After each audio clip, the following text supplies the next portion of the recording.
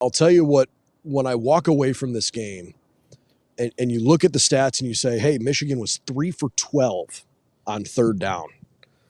How do you lose? Well, you lose two ways. One, they were aggressive. They were 3 for 3 on fourth downs, several of which came in critical moments where they just decided, you know what, we're going to play to win. And Ryan Day was asked probably 3 or 4 different ways in the postgame press conference about the end of the first half, where he decided to try to kick the field goal. He was clear in his explanation of, I know it was 4th and 2. I know I had a timeout. I know I could have thrown it over the middle and tried to pick up a first down and then called timeout and, try to make something happen of it or whatever. He basically just said, I wanted to kick a field goal. I wanted to take points into the halftime and try to make it a 14-13 game, because ultimately in a game like this, yeah, you got to find a way to get in the end zone. But when you're late in the half or when you feel like your offense is stalling, you can't leave points on the field in general. And he defended himself saying, if it was 4th and 2, we throw it in completion, we get no points. And ultimately he had no points anyways, but it was a 52-yard field goal. That is unquestionably going to be one of the most highly discussed parts of this game. Yeah, no question. And it's a tough situation. It honestly is. Like, I know everyone, at home and on their couch are like, oh my gosh, run the play and do this, do that. Well, the clock's ticking. You need to get a play in quick. Okay. So it's not like you can scheme up the right play. The clock was ticking at the time. You only have one timeout left. And, that's a really hard situation that, you practice a lot and you try to prepare for every situation in the book. And you get in one, right at the end of the half there where he's going to be kicking himself for it. No pun intended, but he's going to be kicking himself for it because you come up empty on an opportunity. I think if you could have tempoed into something, try to get the first down and move the ball up a little bit further to make an easier kick. That's one. Hindsight's always 20/20, but that was a tough deal. That was a tough situation in that one. So Michigan threw it for 182 and they ran it for 156. It's 338 yards of total offense. If you'd have told me that pregame, probably would have liked my chances if I'm an Ohio State fan. Those are not gaudy numbers. They're reasonably productive, but they're not crazy. I think about the game-changing moments. Donovan Edwards throwing a pretty good ball on a little trick play.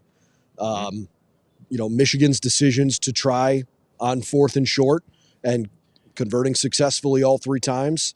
They outpossessed Ohio State in critical moments. They bled the clock. It felt like the perfect storm. I am not going to sit here and tell you that I think Ohio State, got jobbed or anything like that.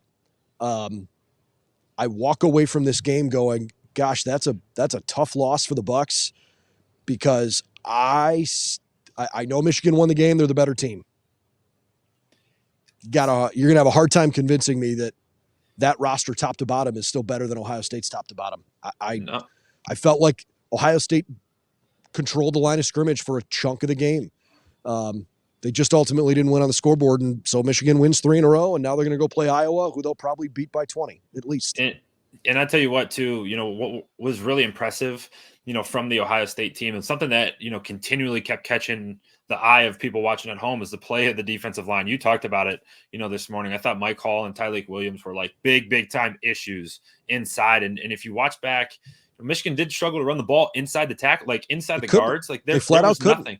They couldn't do it. Tyleik Williams was throwing offensive linemen around. Yeah, it was insane, and he was causing havoc. And they had a sack. Mike Hall had a huge sack. Like these guys were playing really well, and it's just like it just doesn't make sense. And it's like, oh my gosh, like you play that game 10 times.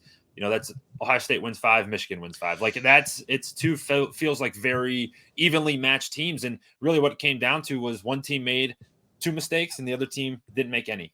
That's what it, in my opinion. I was just going to say it, the reality is the Buckeyes, for the first time all year, I have defended Kyle McCord all year, and I still think he played okay.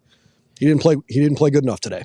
He made 2 critical mistakes in really bad moments. And ultimately, and I'm not saying like that's the only reason Ohio State lost, but we're talking about a game post-game that had the feeling we thought pregame, that it literally was 2 extremely talented, equally matched talented teams, where this game would come down to 1 or 2 plays.